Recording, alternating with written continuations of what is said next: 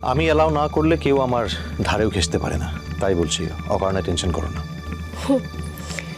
ঠিকই বলেছিস, তুই যাকে অ্যালাউটো করিস না সে তোর ধারের কাছেও ঘেঁচতেটো পারেকলা, কিন্তু যাকে অ্যালাউটো করিস শুধু সে আসতেটো পারেক। আর দিদিমণিকে তুই অ্যালাউটো করেছিস বলেই ও তোর জীবনটা আসতেটো পেরেছে। হঠাৎ এই কথা উঠছে কেন? ভুল বললাম কিছু? ঠিকই তো বলেন। আর রচ্চি বাবু, আগতে মো কিছু জানতাম না, কিছু বুঝতাম না, কিন্তু এখন সবটা জানিক, সবটা বুঝতেও পার। মোদিকে দু বোনের টানা পড়েনতেই তোর জীবনের লিয়তিটা নির্দিষ্ট হয়ে যাচ্ছে, তাই না?